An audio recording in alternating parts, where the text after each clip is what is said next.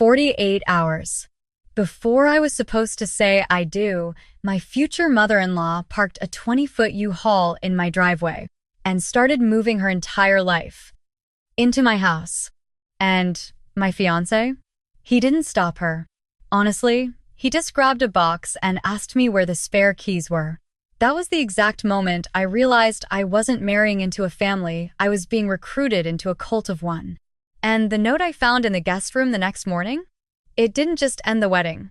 It almost burned the whole house down.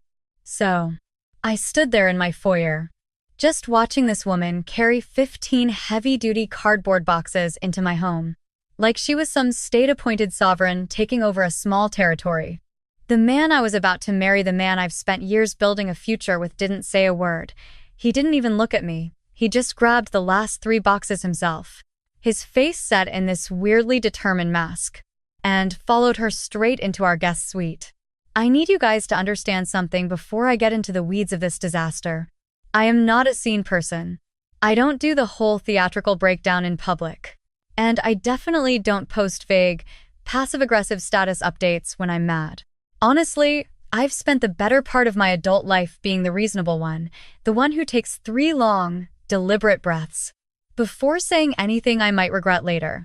My therapist, Dr. Renata Ose, who I've seen every other Tuesday for 4 years, literally calls me one of the most emotionally regulated people she's ever treated. But if she had seen me in my kitchen that afternoon, she probably would have revoked that title on the spot. I was staring at a beige folder I'd found tucked away, and my hands were shaking so hard I thought the paper might actually tear. My heart was thudding against my ribs, this dull, frantic rhythm that felt entirely foreign to my body. Looking back now, the regulated version of me died the second I saw that folder. But I'm getting ahead of myself. This didn't start with the boxes. It started a year ago, on a Tuesday night that felt completely ordinary. Liam and I were sitting on the floor of my old apartment, the place I'd rented while we aggressively saved every penny for a down payment. The air smelled like cheap ginger beef, and that faint, dusty scent of cardboard from the few boxes we'd already started packing. We were surrounded by takeout containers and some mindless reality TV show when he said it, almost offhandedly. My mom's going to be a problem. I remember pausing, with a piece of tofu halfway to my mouth, thinking that was such an odd way to phrase it. He didn't say his mom was tough, or that they had a complicated history. He called her, times problem asterisk. Like she was a hurricane on a weather map that he was just trying to account for in his long-term travel plans. What kind of problem? I asked, trying to sound casual despite the sudden prickle of unease at the back of my neck. Even then, my gut was screaming at me to pay attention, but I silenced it with a sip of diet soda. He didn't look at me, he just kept staring at the TV, his jaw working. She's just very involved, he muttered. She doesn't like to let go. At the time, I filed it away under generic family drama. I figured everyone has their stuff, right? My dad expresses love through unsolicited, high-pressure career advice. And my mother still uses my childhood nickname in front of my senior managers at work. I thought I knew what complicated meant. I was so incredibly wrong. What I didn't realize back then was the specific, suffocating texture of Brenda's involvement. It wasn't just occasional overstepping, it was a daily siege. She called Liam every single day, sometimes twice, usually right around dinner time. When we finally bought our house, she kept referring to the guest room as Liam's room, which I laughed off as a weird mom quirk. I look back at that laugh now, and it tastes like ash. At our engagement party, she leaned in close enough that I could smell her peppermint gum and expensive perfume, and she whispered, "I hope you know you're not just gaining a husband. You're gaining a whole family." It sounded sweet on paper, but underneath the honey, there was this jagged subtext that said, asterisk, "You do not get him without me." Asterisk. I told myself I was being paranoid. I told myself she was just lonely.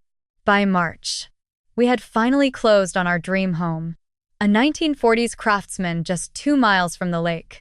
It had these beautiful vaulted ceilings in the living room that made the whole place feel like an art gallery, and original hardwood floors that creaked in exactly the right, soulful way. We spent every weekend there. We painted every single room ourselves, the smell of fresh latex and floor wax becoming the soundtrack to our spring. We argued affectionately over whether the light fixtures should be brushed brass or matte black. We laughed until we were literally crying on the floor, while trying to assemble a Scandinavian bookcase that had instructions seemingly written for NASA engineers. I planted tomatoes in the back garden, getting my fingernails caked in dirt, while Liam tried to install a ceiling fan. He did it so badly I had to point out it was wobbling at a 12-degree angle before he finally reinstalled it correctly. We were building something. A home. Asterisk.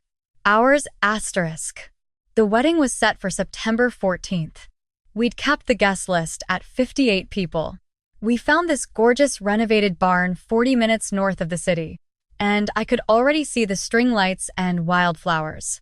We'd spent 6 weeks tracking down the perfect bluegrass trio. The whole thing had taken 13 months of meticulous planning and cost exactly $23,000, a sum we'd saved together. 50-50.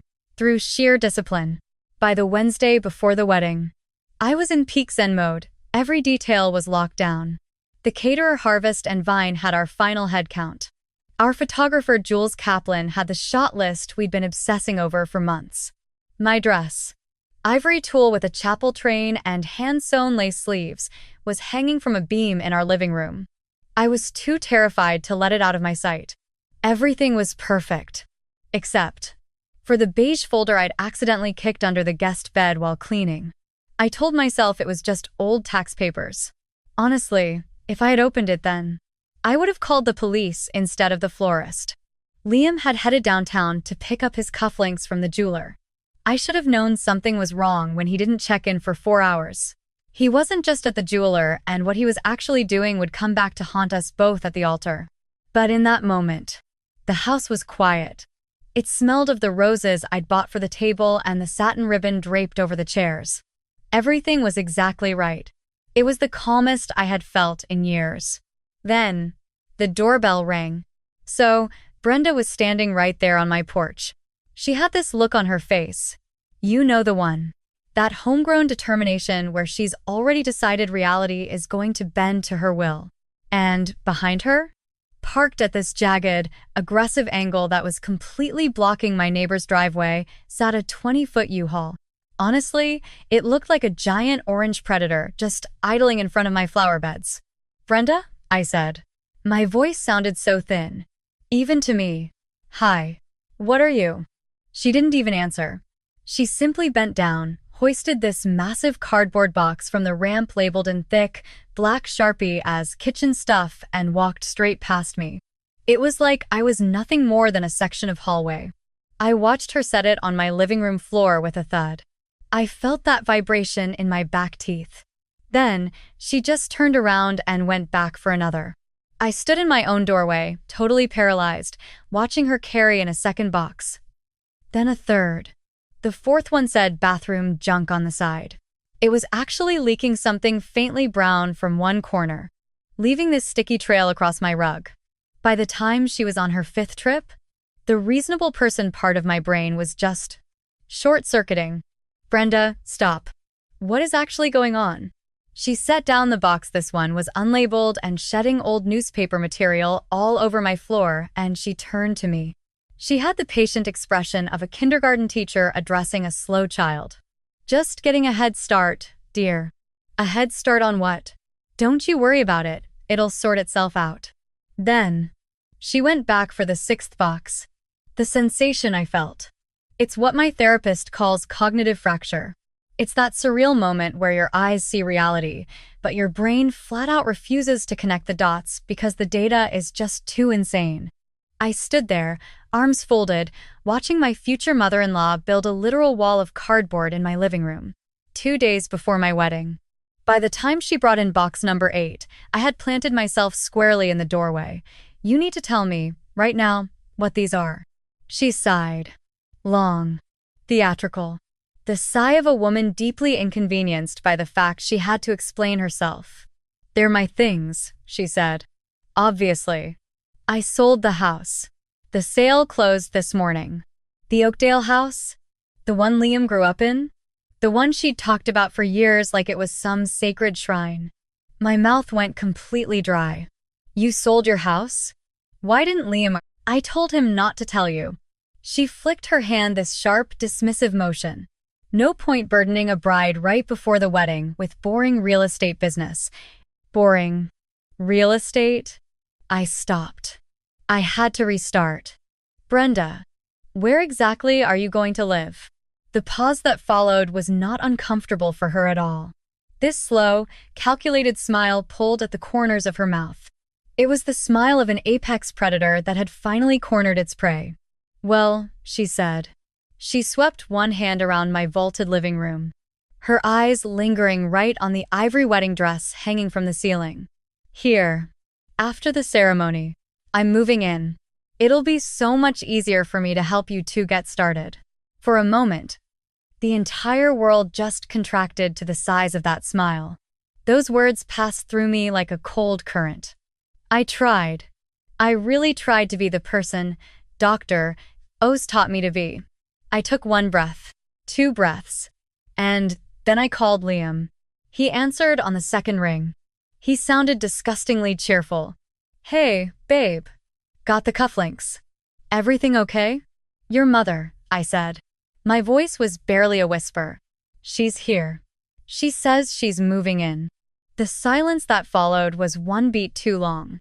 It wasn't the silence of a man hearing something insane for the first time. It was the silence of a man whose private fear had just become public. "Put her on the phone," he said. His voice had gone totally tight. I held the phone out. Brenda took it with the serenity of a woman answering a call she'd been expecting all day. "Hello, sweetheart." "Yes. I'm just getting settled." She's being a little dramatic. You know how brides get. She listened for a second, her eyes drifting back to me. "Liam, darling. Don't you remember our little conversation last month? You promised me." When she handed the phone back, she did it like she was returning a borrowed pen after signing a contract. "You see?" she whispered. "It's been arranged." Those 3 words spread through me like ink in water. He had promised her, my Liam. He had had a private conversation about where she would live, and he hadn't said a single word to me. By the time Liam's car finally pulled into the driveway, the invasion was in full swing. Brenda had already rearranged my spice tins, shoving my labeled jars to the back to make room for her vintage paprika. She had even managed to unearth a floor lamp. It was this hideous, soul-crushing thing shaped like a flamenco dancer, and it cast a sickly yellow light across my favorite chair. Liam stepped through the door. His eyes darted from the boxes, to the lamp, to his mother, and finally, to me. I was standing near the sofa with tears drying on my face and my arms folded like a shield. "Liam," I said, "did you promise your mother she could live here?" Liam didn't deny it. Honestly, he didn't even try. No screaming. No fighting back. He just stood there in that sickly, yellow flamenco light and let the silence confirm my absolute worst fear. "She doesn't have anywhere else to go," he finally muttered. That was the exact moment, the literal second, that the floor vanished beneath my feet. See, it wasn't even about the 15 boxes anymore. It wasn't about the hideous lamp. It was the crushing realization that my partner, the person who was supposed to be my teammate, was willing to let his mother's total lack of planning become my lifelong emergency. He reached for my hands, but I pulled them back so fast I nearly hit the wall. His skin felt clammy. It was the heat of a man who knew he was dead wrong, but was too terrified to fix it. "We can make it work," he pleaded. His eyes were darting toward the kitchen where Brenda was already playing house. "It's just temporary, babe. Until she gets sorted. We're family, Liam. This is what family does." I looked at him, and I realized I didn't even know who this man was. Make times what times work, Liam? A 3-person marriage? Are we seriously spending our honeymoon in the guest room while she relabels my spice rack? And honestly, the silence in that room was physical. It was this heavy, suffocating weight pressing down on my chest. Brenda didn't even try to deny it. There was no screaming, no fighting back.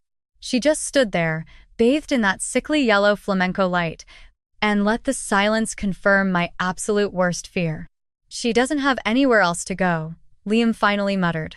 That was the exact moment. The literal second. That the floor vanished beneath my feet. See, it wasn't even about the 15 boxes anymore. It wasn't about that hideous lamp. It was the crushing realization that my partner, the person who was supposed to be my teammate, was willing to let his mother's total lack of planning become my time's lifelong emergency. He reached for my hands, but I pulled them back so fast I nearly hit the wall.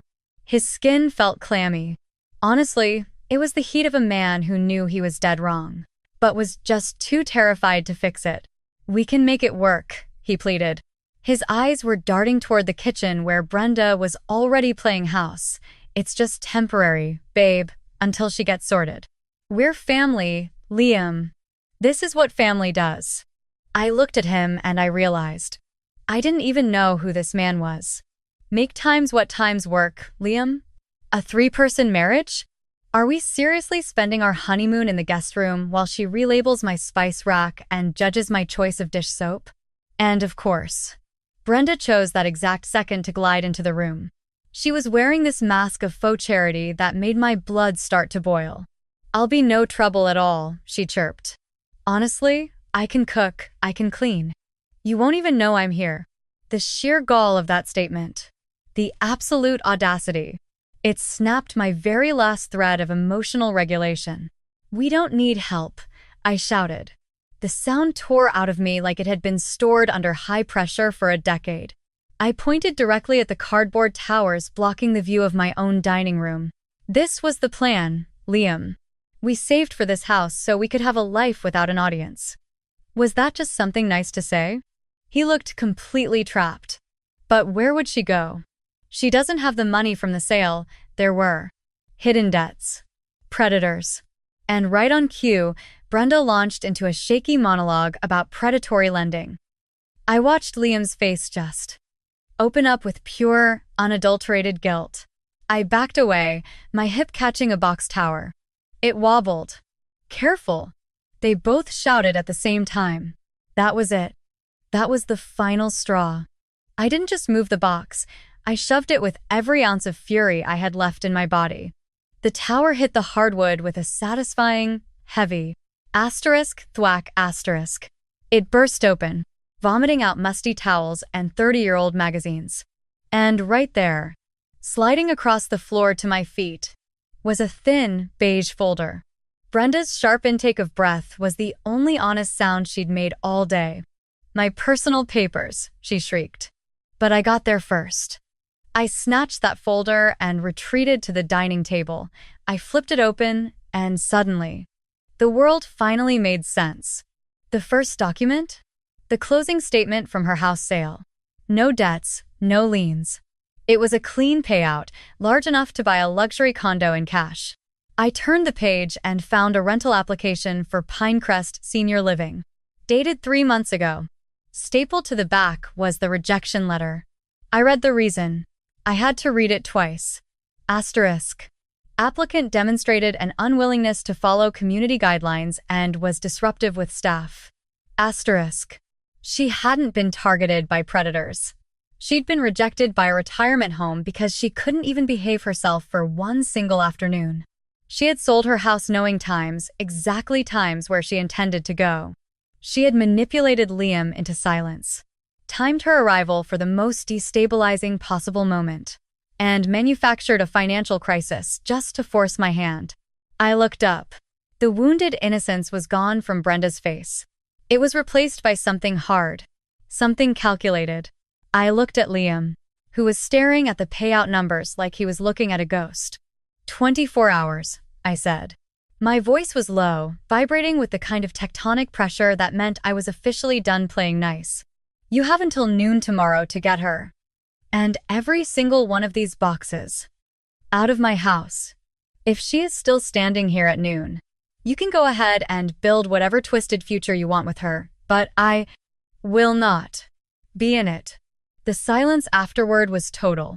Brenda gasped with operatic offense, her hand flying to her throat as if I'd physically slapped her. Liam looked like someone had reached into his chest and pulled the plug on his entire nervous system. I didn't wait for a rebuttal or a plea. I walked straight to our master bedroom, closed the door, and turned the heavy brass lock. My knees didn't just give out, they folded like wet paper the second my back hit the wood. I slid down to the floor, my silk dress bunching up around me, and sat there in the dark. I wasn't crying. I was just pressing my hand against my sternum, trying to keep my heart from leaping out of my throat, counting my breaths in sets of 4. Through the door, the muffled war of voices began. Liam's voice rose in a desperate, frantic pitch, while Brenda cycled through injured dignity and weeping like she was checking off a checklist. For one terrible moment, I wondered if I had gone too far. What if he chose her? Then I thought about the folder, the rejection letter, the debts she invented in real time, the spice tins she had already moved into my cabinet, the smug pleasure on her face when she called my living room her home. I did not go too far. I finally went far enough.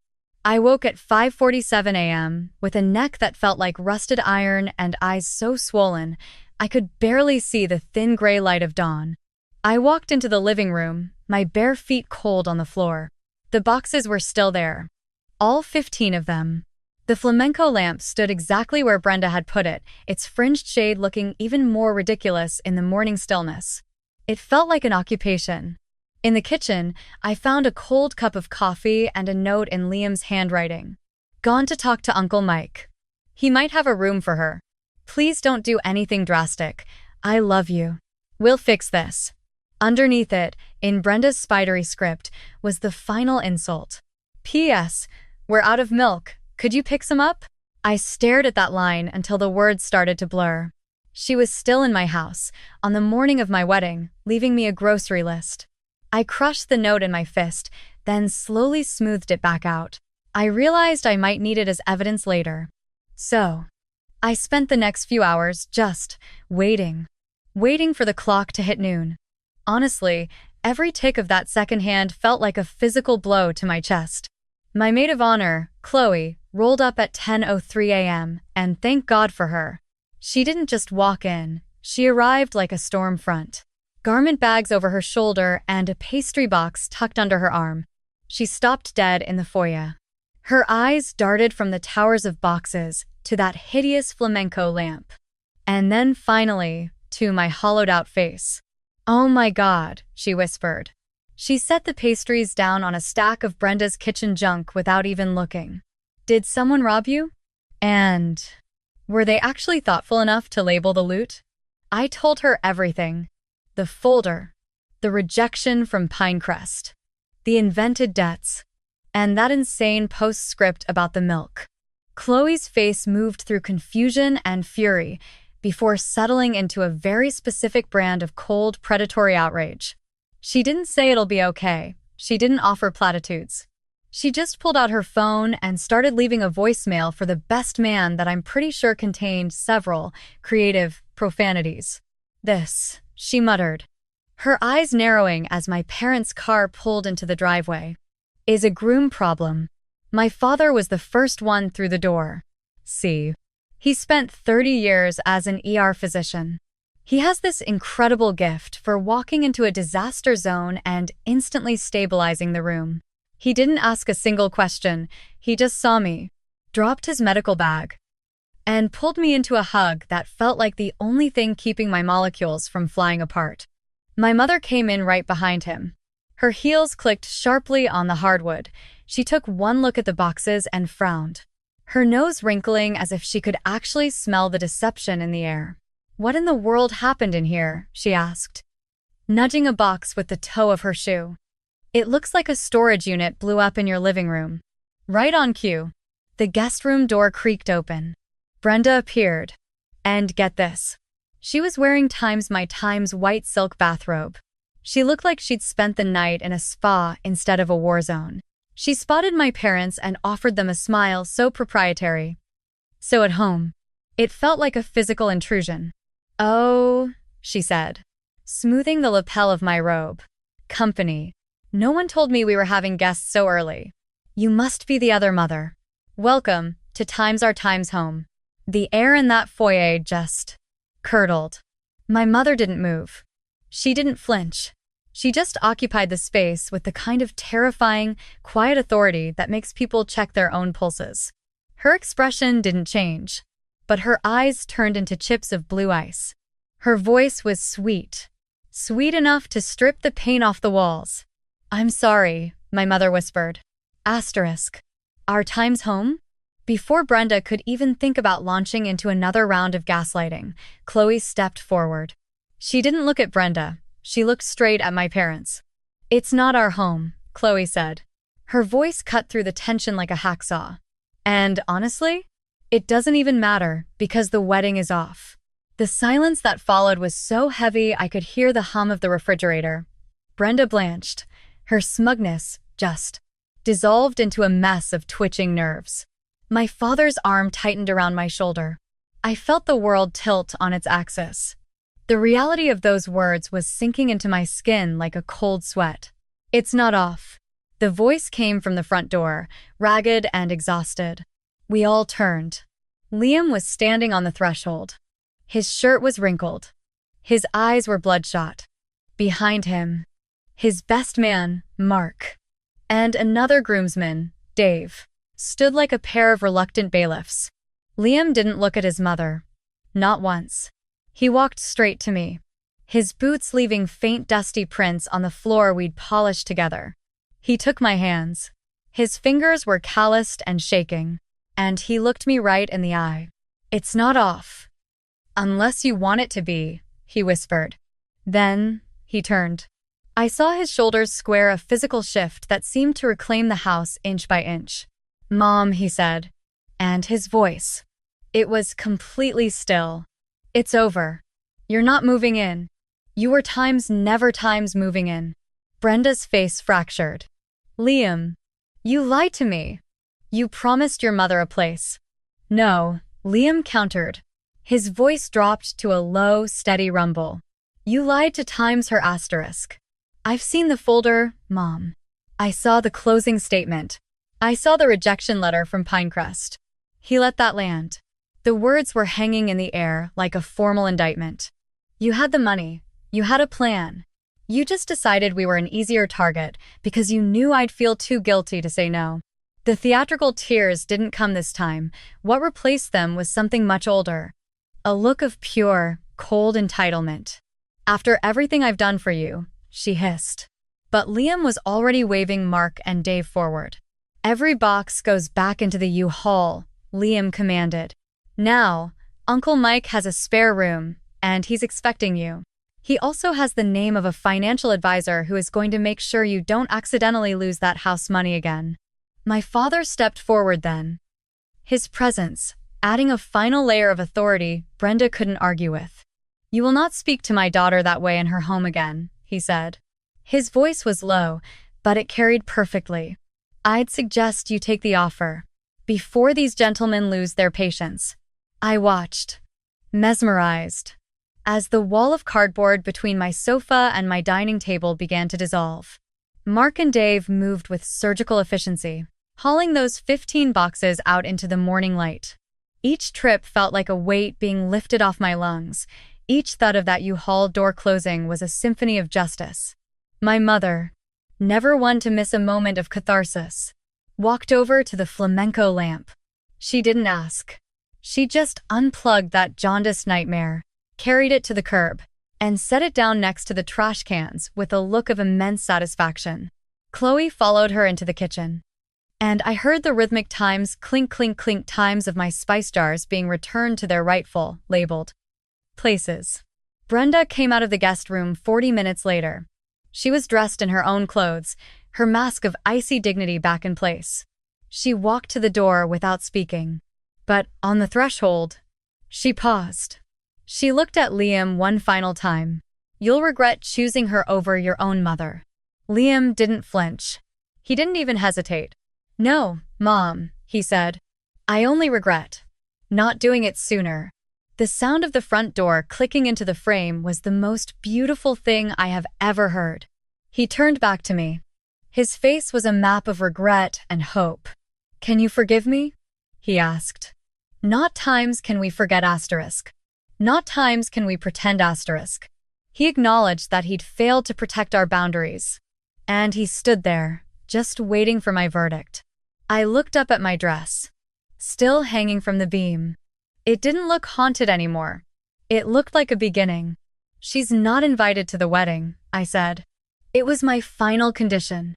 Liam exhaled a breath so deep it sounded structural, like a building finally releasing a load it had been holding for too long. "Deal," he whispered. "God. Absolutely deal." That afternoon, we got married. There were 57 guests instead of 58. The bluegrass trio played under the string lights of the barn, and for the first time in 48 hours, I breathed air that didn't taste like old newspaper. When I said I do, it wasn't just a romantic sentiment. It was a vow made by two people who had just crawled out of the trenches together.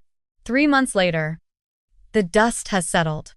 Brenda is in a 2-bedroom condo 8 miles away, living on the proceeds of her house sale that, shocker, were never actually eaten by predators. Liam speaks to her on holidays, but the rules are ironclad. No unannounced visits, no separate conversations, and zero input on our household. I told Dr. O's the whole story last week. She asked me how it felt when I finally knocked over that box and found the truth. I told her it felt like being handed a map after being lost in the woods for a lifetime. Dr. O's calls it clarity. Me? I just call it finally taking out the trash. My home finally smells the way it was meant to. Tomatoes from the garden, fresh coffee, and the faint scent of wood smoke from the fireplace we finally got working. The Flamenco lamp is still sitting at the curb. Nobody took it. Honestly, I like to think even the local garbage collectors made a judgment call on that one.